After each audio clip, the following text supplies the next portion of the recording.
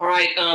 Well, good morning. If you're not already in a small group, would really encourage you to be in one because the small groups are doing either scripture reading and or following along with our sermon series. And so both are great opportunities to get together with other people from our church and be engaged in that. We're really kind of on week 2, so you're a little bit behind. So make sure you figure out how to get in a small group if you're not already in one. Do we have announcements this morning? I honestly don't know. I never really know. We just kind of smooth sailing. No announcement. I don't think no one gave me any announcements, so I don't think we have anything unless Leslie's got something. Gotcha. All right, so I'll speak to a bunch of blank screens because our church apparently doesn't like to show themselves, even though we're the youngest of all the churches. So I guess we have, vanity that young people do have. Brad, we're speculating that everyone's still in bed because it's rainy today. No, I mean, this is how it is normally, pretty much. So it's fine, whatever. I don't want to see you.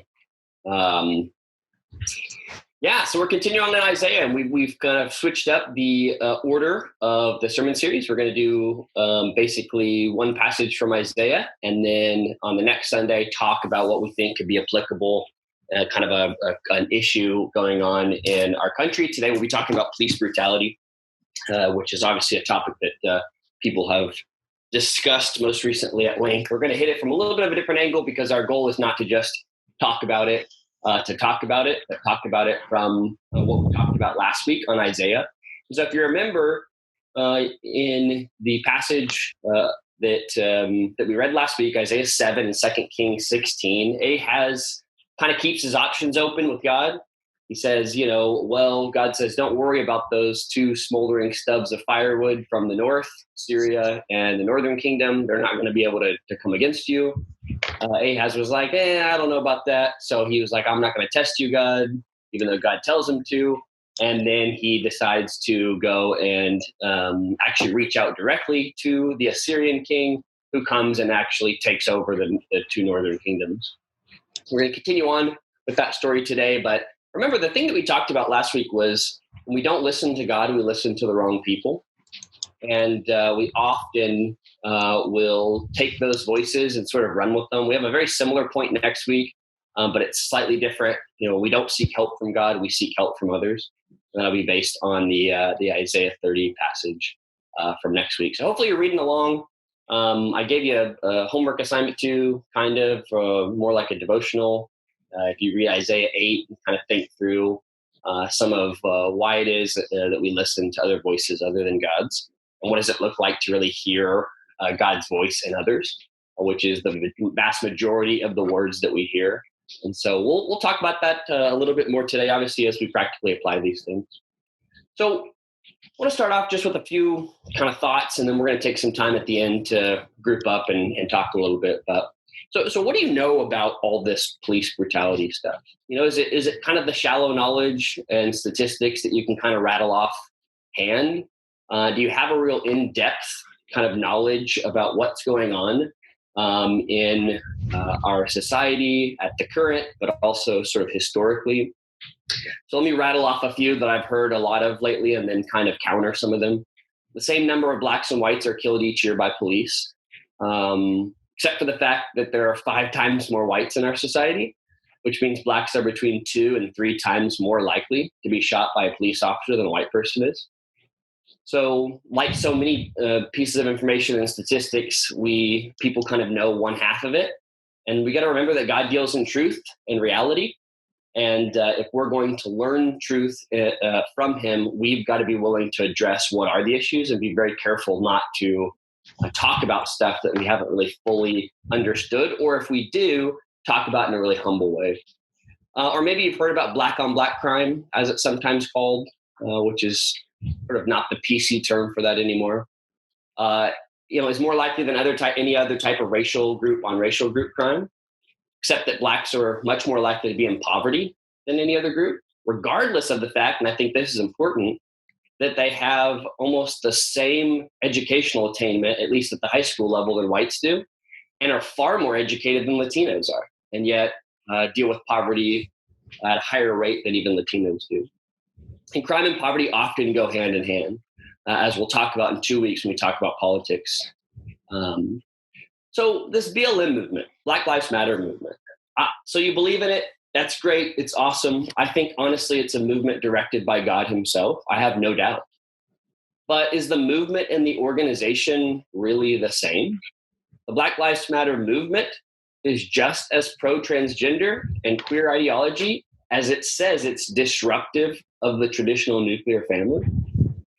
So are statements and stances about race, gender, sexuality all the same? Or sometimes is it easy to lump them and convenient to lump them all together if you have a generally left-leaning platform? And so after all, and this is just sort of a caveat, Blacks are more likely as a race to disapprove of gay marriage than any other racial ethnic group, albeit they are the most likely to recognize that the gay community experiences significant discrimination. So I say that to just say, sometimes we listen to voices and listen to people, and we're really not dealing with reality. We're dealing with a partial or piece of reality. And I think if there's one sort of scene in the scripture to go back to, it's the serpent, the devil, who deals in partial realities to get people to act and behave in a way that's very different than the way God intended. Uses God's very words to distract and ultimately lead them to disobey. So let's talk about another idea. Maybe you believe that defunding the police will work, but what exactly does that mean? Because it doesn't seem that everyone is even on the same page with that. And considering we have only one city in the US to do it officially, I don't think we have too many examples of what that might listen to, or what that might actually look like. All right, so who are you listening to? God deals in realities, not in biased perceptions or partial information or fake and oversimplified news. God deals in the truth about who people are created to be and what is actually going on in the world. And the question that we have to ask as a result of that is, do we do the same? Do we deal with reality and the truth as God sees it and as it is, or do we deal with our own truths and are pretty satisfied to understand those? So I think the two sticking points on this police brutality issue that I want to talk about today and then get you guys to kind of talk about with each other are this idea of systemic or structural or systematic racism and the idea of what lives actually matter. So let's talk about both of these and let's talk about them directly from the scripture.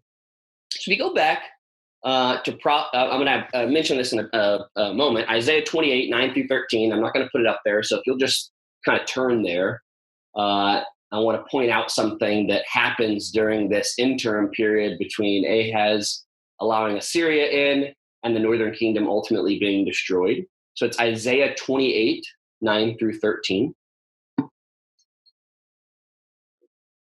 So let's talk a little bit about this idea of systemic anything, all right?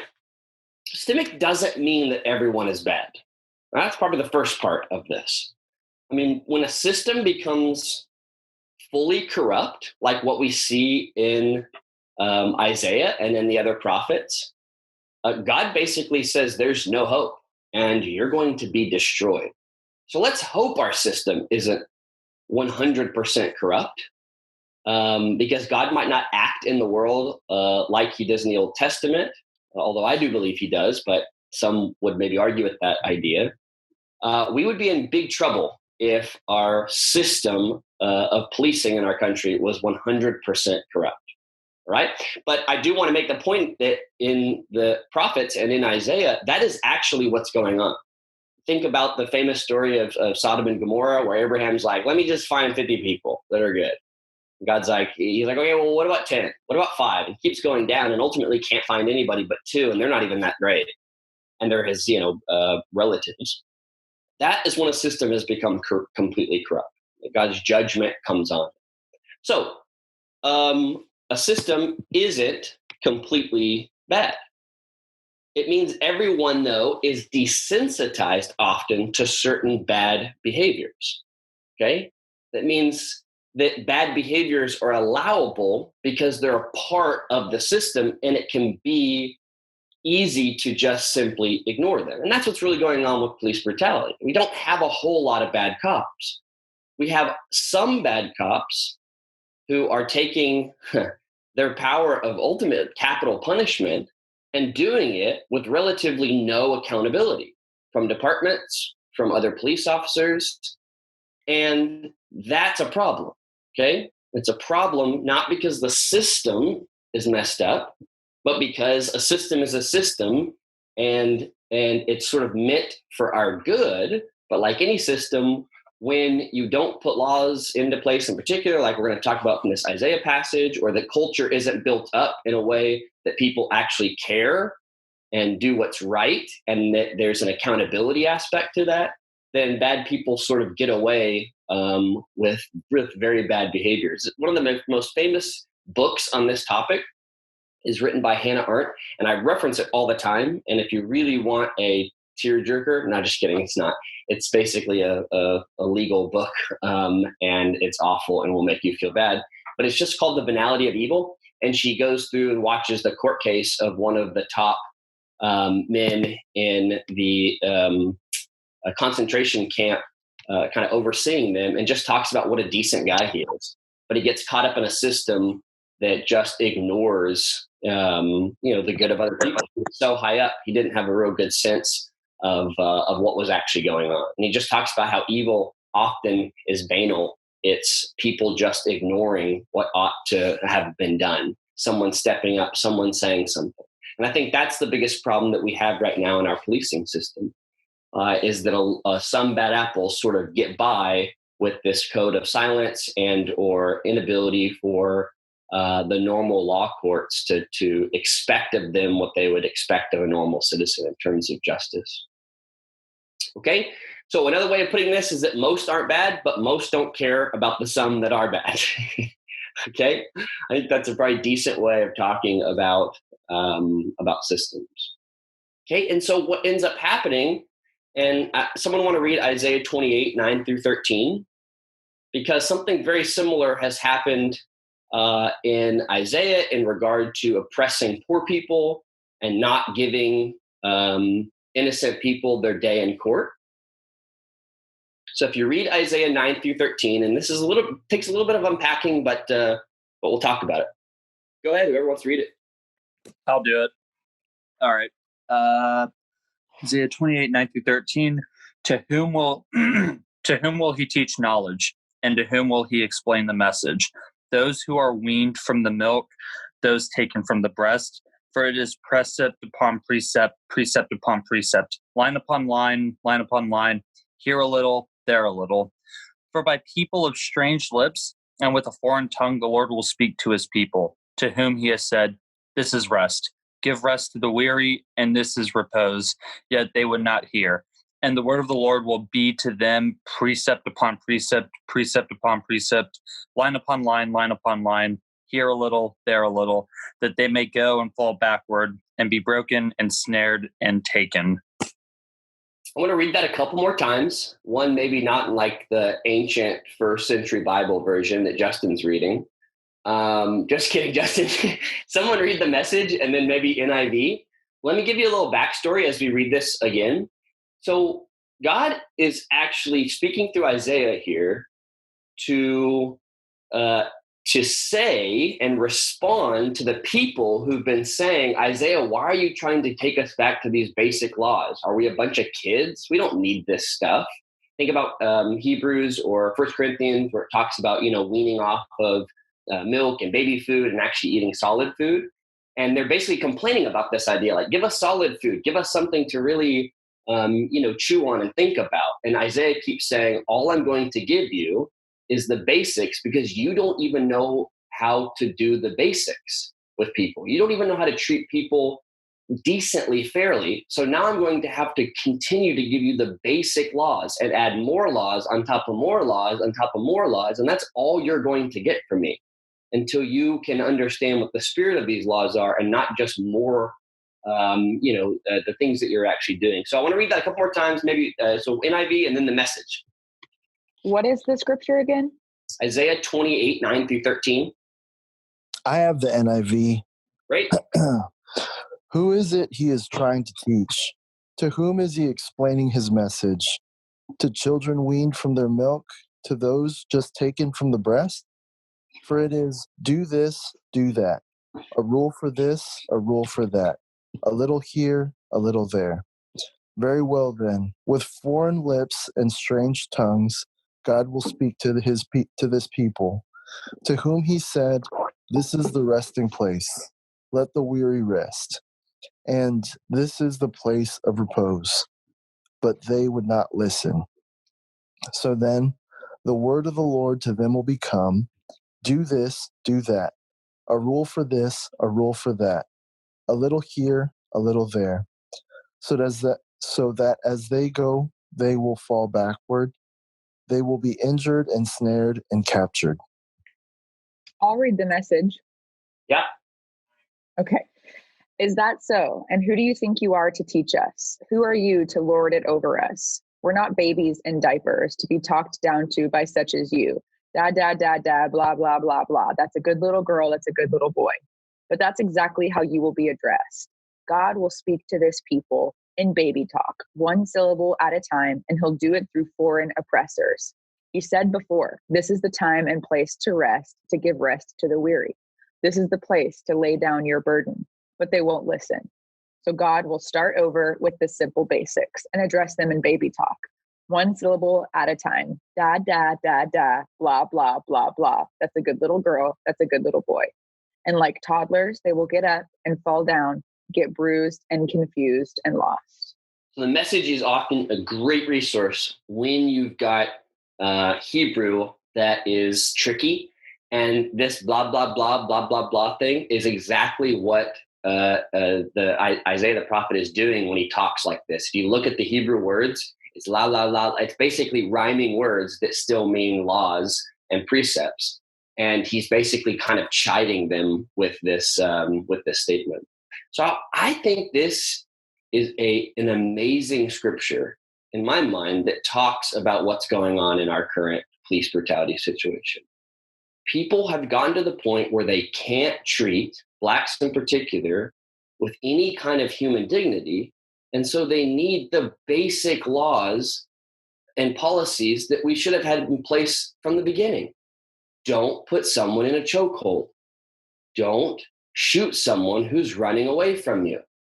Just basic ideas about justice that they've lost. And what's so interesting about this passage is, if you notice what God says, if you're not going to listen to it from your own people, I'm going to send a foreign people among you who will show you what the laws are. If you don't draw a distinction to what's going on today with that passage, I won't hold it against you. But I definitely think that's a powerful passage for us to think through. These people needed the basics written out for them because their systems had failed to protect the people who they needed to, the most vulnerable, and were simply showing favoritism to the people who already had the protection from their society. So improving systems starts with recognizing that everyone is not treated the same within them. And I think this is a really important part of systems, is when you have so many people and so many moving parts, people just don't get treated the same within the system. And I think we continue understanding systems when we recognize that they usually don't encourage much independent thought. And that's not a bad thing. If our brains had to process, let's just say, how to put on our clothes as much as we have to process, major decisions about where to go to school or who to marry or things like that, we would never really do much other than get out of bed probably halfway through the day. Systems are meant, like our brain, to actually make some of these decisions easier and move through things quicker so that we can get them accomplished. And these people who are anarchists who want to get rid of all of our systems and replace them with other systems makes me laugh, but we'll get into that in just a moment. But they're supposed to be helpful. But often they don't encourage people to think independently about what's going on. It's much better for you to just stick with the system and stay inside of it rather than stick out, because as soon as you stick out, you have a target on your back on what how are you going to do this better? Do you have some better proposal, whatever else?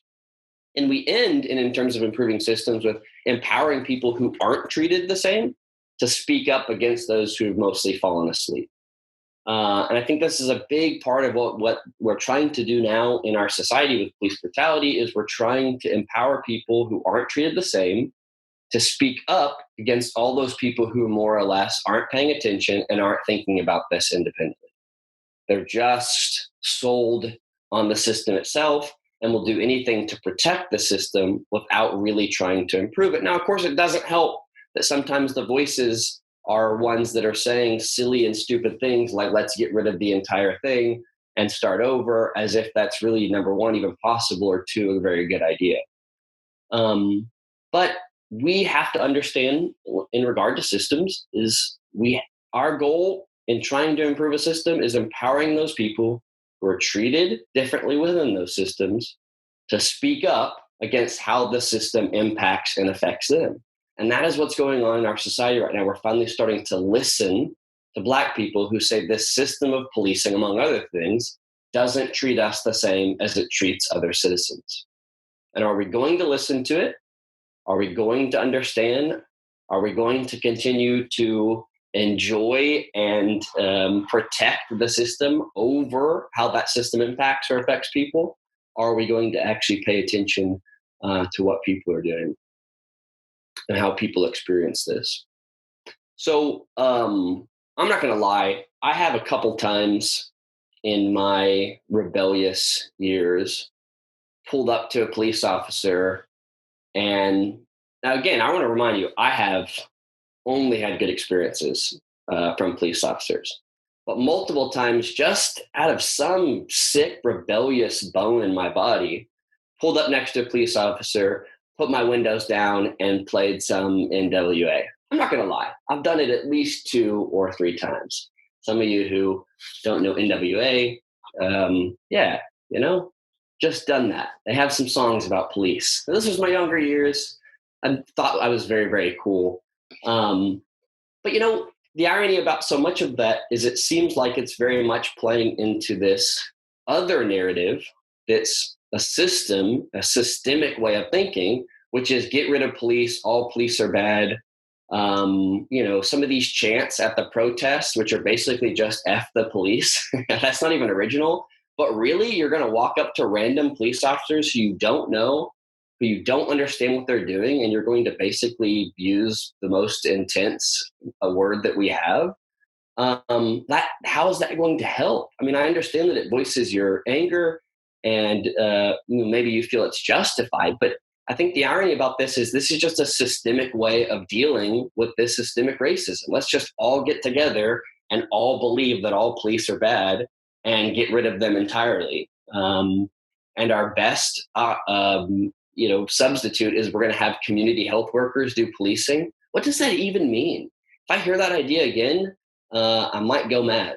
What does it mean the community health, a priest or a social worker is going to pull someone over for a taillight infraction? What does that mean? Or a police officer is going to call a healthcare worker or a priest and they're going to come deal with the taillight inspection? Yes, to me, that screams of replacing one system with another system. And rather than improving the system, we're throwing the baby out with the bathwater. And so many anger-based ideas, particularly that lack experience, are often not very righteous ideas. Okay, they're often a chance to be mad, get revenge, quick revenge, and then burn everything down like Wendy's, and then nothing is in its place. And that even that whole scenario, that white lady who burned down Wendy's, it's a perfect example of the idea that we're going to somehow, what did Wendy's do? Did they call? Maybe they called, and if so, maybe they have a burden in this whole shooting thing from the man that was sleeping in his car. I'm not really for sure, but we're often simply trying to get rid of one system and replace it with another. And if we're part of a system, we're not doing much independent thinking. And at some point, that system will be like any others, and it will show favoritism. Is that what we really want in our society? Do we want systems that show favoritism to a new group of people? Or do we want to improve the system so that it doesn't show favoritism? And is that even possible, and how we have to think about that? I'm not at all invalidating people who haven't had direct experience with police brutality and are simply just angry because this may affect them in ways that aren't direct. I'm not saying that at all. I'm simply saying often when we have, and I'm particularly talking, like I talked about last week, some of these very, very loud and white, violent liberal voices that are often sort of over-rotating in order to feel like they're a part of something. And I think we have to be careful there. So my application for this, real quickly, because we're going over, and this one was pretty hard to tackle. So anyway, in order to sort of get past this independent thought thing, lack of independent thought, and be able to actually listen, we have got to start listening to people, really listening. And we've talked about this more times, and we're going to keep talking about it. Old, young, African, Black, people who have ideas, people who have experiences in these things, poor, rich, Christian, Muslim. God speaks through reality and truth. And we've got to ask ourselves, where are our thoughts coming from? And could it be a system of thought that we're ultimately listening to? On both sides or all sides of this issue, is this a system of thought, or is the thought ultimately coming from people's real lived experiences and understanding the truth and reality that God ultimately deals with? So the next passage is quite a bit easier. We'll run through that a little bit quicker. Luke 15, we're probably not going to read it because it's so long. But I want to tackle this idea of all lives matter. Okay. And so in Luke 15, as you're turning there, you can definitely reference it, read through it. This is sort of the parable of a bunch of things that are lost, right? From coins to sheep to ultimately the prodigal son. And I have to admit that I haven't talked to enough, I think, white, conservative, particularly men who believe in this sort of all lives matter stuff. And so I wouldn't say that I'm very prepared to address some of their concerns and ideas. I honestly have a really tough time figuring out why people are saying that. Just to be honest, I mean, I understand that it's important for us to believe that all lives matter, and certainly God cares about all lives. But doesn't he go after those who are less cared for over and over and over again in the scripture? And to my understanding of the Black Lives Movement has very little to do with trying to say that Black lives are more important than anybody else's, but simply that Black lives in our society have always been looked down upon, have always been less important than other lives. Whether we believe that in our ideas or not, in practice, that's how Black people have been treated in our society. And so while I certainly believe that God cares about all lives, I think it's very clear from the scripture that God particularly pays attention to those who need him and is willing to go away from those all lives and specifically focus on people who really, and not even need him, but also are more attuned to what it is he's doing. And I think that's really important. Hopefully you got a chance to read some of those articles I posted this week, but if not, some of them are really, really great, talking in particular about the Black church and its importance in our history and in just some of the struggles they face before God. So even in this beginning part of the passage where Jesus is getting chided for spending time with a group that no one else thought he would spend time with, his remark to them in Luke 5 was, I didn't come to, I came to heal the sick and those who needed me, not to those who didn't. So I'm certainly not comparing Black and white lives here to sort of the prodigal son and to sinners. I'm not calling Black people sinners. Well, I mean, we're all sinners. There is something you could say for all lives. All people are sinners. But I very well may be calling white people Pharisees. And the way that we have often neglected people in our world that really matter, and particularly in our society that matter, and wonder why all of a sudden are people caring about this group? Shouldn't Jesus be with this other group instead? And I think that's pretty interesting. For a long time, evangelicals have looked down on the Black church and have not really participated much with it or respected it much for its very wide-ranging theology, something that is very lacking in the evangelical church, I believe. And not to mention, the Black church was basically started because Blacks were not allowed into white places, just like the sinners and tax collectors weren't allowed into the temple of God. There's some comparisons there. Principle, God cares about us all, but goes to who need and accept him. Black people need him and accept him more than anyone else right now in our society, in American society, I believe. And I want to say both of those things. Accept him more and need him more. And I want you to think about that for a moment. I'm exaggerating that a little bit, but I don't think too much. So do you notice disadvantage in our society? I mean, do you notice disadvantage? Could you list off 5 or 6 or 7 ways that you have at least theoretically understood disadvantage, or in particular, have you noticed it? Do you see it around you? I think this is a really important question. Do we notice disadvantage, or have we kind of believed the lie that white, wealthy America sort of propagated for a long time, which is everybody more or less is treated the same and everybody has the same opportunity? I should say white, wealthy Protestant America. Do you really notice disadvantage? Is it something that you are attuned to? Because if you don't, it may be much harder for you to find where God is working. If God leaves the sheep and the 99 and goes to the one, and you're just having a merry, happy time around the 99, then you may fail to realize and recognize what God is doing, which is really exactly the story of the prodigal son when you think about it. The older brother is just absolutely annoyed and mad at his dad for going out and rescuing the son. And in some ways, there's some, that story's always been challenging to me, but we can very much fit into that older brother syndrome when we're talking about the prodigal son. We're mad that certain people are getting attention that we think they don't deserve or whatever else. Do you notice the lives in our society that don't seem to matter in practice? Or are you too busy trying to show that all lives matter in theory? And I think this is a really important rhetorical question that you've got to ask yourself, is too many people are talking about all lives matter, but in practice, not really showing them. And that's what you get here in Isaiah 29, if you read on. And I would love for you to reflect on that Isaiah 28, 9 through 13 verse, because I think it's important. But Isaiah 29 is one of the most popular passages from Isaiah. It's one that Jesus quotes, that, they honor me with their lips, but their hearts are far from me. They worship me in vain. Their rules are merely rules taught by humans. And I think this is an important kind of thinking question.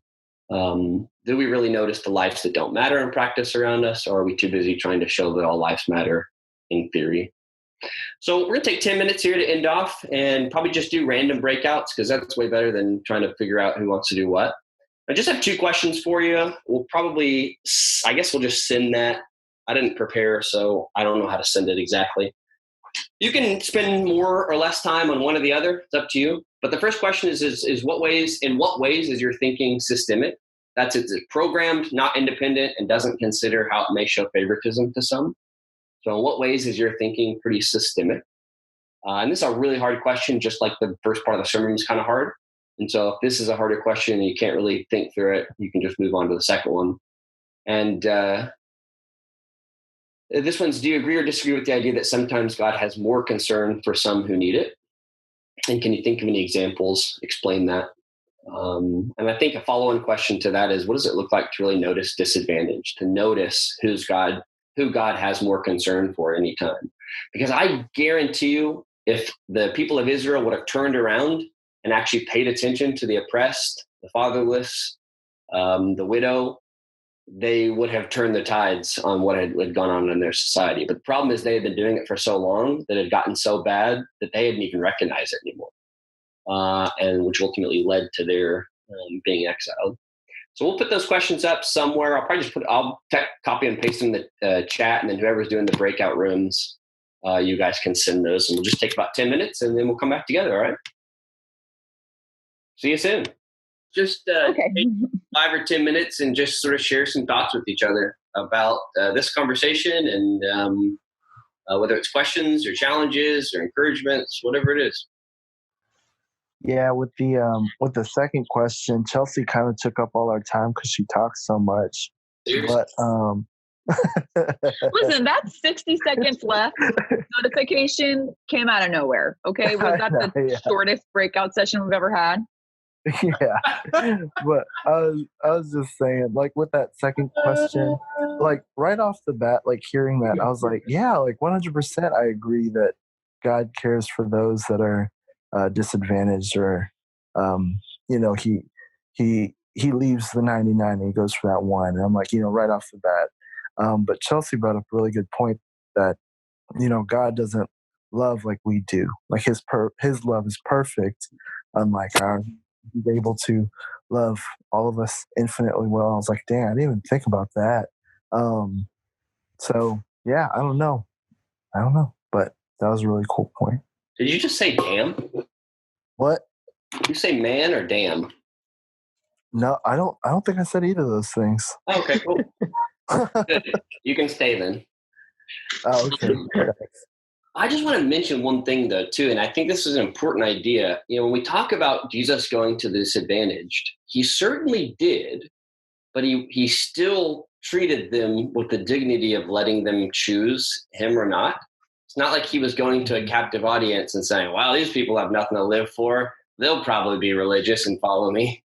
And I think when we make that comparison to blacks in our society, we've got to be very careful that we're not saying, oh, poor black people, they're disadvantaged and, they need Jesus. No, they get Jesus because they've accepted him on the whole, more than any other, I think, group as a, race or ethnicity, at least statistically speaking. And that's a big deal. Now, that it could be because of disadvantage sometimes that we are even open to Jesus. But I think that's really important. We don't want to ever take the dignity away from Jesus spending time around poor people, not because it was some fertile field, but because they often have the humility to accept what he was doing. And that's the whole healing here for the lost, here for the people who are sick. So I just want to make sure that both of those things are kind of put together, because I think that's probably a story that is mostly lost in white churches today, is that, Black religious participation and prayer and all those things far surpass any other racial group. And I'm just want to remind that that's the truth and reality. Not to say that somehow everybody is lumped into that, because that certainly isn't the case, or that we should not listen to people who aren't. But anyway, other thoughts, encouragements, challenges? I guess I'll say one thing, which I'm Anthony. For those that don't know me, I've been bad. I've been in DNC in a couple weeks, so I apologize for that. But I think what's maybe like that I think not talking about there, I'll briefly summarize it, is that kind of growing up in like a white evangelical sort of Protestant sort of upbringing, the idea of complacency and the idea of like, God will bring whoever he wants into our church and not really reaching out. When I first joined Focus, that completely shattered my idea of what outreach looks like. Like, it wasn't necessarily big projects or big events or like even having food or being like looking super entertaining. It was more like, when I came to Focus, it was just relational. It was more like, find that one person that God is calling you to like talk to and befriend them and be a friend to them and just show love to them, because that your love is a proclamation of Christ. And I think I say that as a reminder to myself, because I have forgotten that. And I think with what's going on with quarantine, what's going on in our nation right now, I think that's the biggest thing to remember, is that it's really easy to get lost in the big idea. We have to rewrite the whole system, but we never think about trying to start on the individual level and kind of like just find that one person that we think is lost and ask God what to do and let him kind of lead the way. And I think that that's something that Focus has done really well. That's what a lot of my friends have done very well. And I think that's something to remind ourselves going forward after this. But that's just something I want to encourage and just say that like, that's something we can still do. And I think it's being raised the way I've been raised, Caucasian, we put down every kind of race. I thought about the Indians. We took over their country, we put in reservations. I mean, if you ever been into a reservation, I have, and you've seen how we've treated the Indians, the native borns. It's awful how we've done them. And then I think about the Hispanics. We still treat the Hispanics as second class people. We still look down on the Hispanics. And, all lives matter. The Indians, Hispanics, everything that as a nation we have looked down to these different races and people. And that's really a shame. And as a Christian, we need to not be colorblind or race or anything. We should look at people. It doesn't matter if the race or color is totally. One is no different than the other. And I think that's what Jesus did. And his main concern was, helping the sinners come to know who he was and to understand what love is really all about. And that's what I've learned in my life here, being a part of this nation. I left everyone speechless. Yep. All right. That's what I do. That's what I do. So for this week, if you want to reflect on something, reflect on the Isaiah 28 passage, 9 through 13. But Isaiah 28 and 29 are both really great for trying to understand exactly, how laws are meant to ultimately keep people from doing the most basic of wrongs. And how the point of the matter is that we shouldn't need these to ultimately do things, but we do need them when people have become incapable of treating people with the most basic dignity of humanity. And so I think it's it's important just to kind of think through that. It's important to think that what does it look like for us moving forward to enact and to encourage lawmaking and policymaking that will force people who have grown callous to others and don't treat people with dignity to actually force them to do it. Because at least in this case of police brutality, I very much think we've kind of gotten to that place. There's plenty of other places like that. But when God himself speaks those words of, you guys are too indifferent to each other to get anything beyond just the basic laws and basic principles, we need to take that to heart. And I think we need to be engaged in making sure that actually happens. And so I really would want you to read through 28 and read through 29. And what does it look like to be involved with basic policies and legislation that will really make sure that people treat each other with dignity, particularly with this police brutality thing? This is something that we don't talk a lot about, I think, in the church, and we ought to, because God was certainly big in lawmaking. And enforcing policies, particularly when people, again, didn't have the basic dignity or an understanding of dignity for each other. And while Jesus is the standard, sometimes we've got to take baby steps in that direction. And I think that's an important aspect of what we're trying to do right now in our society, is in policing, take baby steps towards how we would expect our police to treat people. All right, guys, thank you so much. As always, we'll be on Hosea, Isaiah 30 next week, and 2 Kings 17, and talking about the relationship they had with Egypt. All righty, so you can always stick around. I'm going to say a prayer, and then we'll be done. Lord, please open up our minds and, more importantly, our eyes to see the disadvantage in our society, specifically among Black men and among Black women, and ask that you would guide us to the work that you're doing there, and that we would join, no questions asked.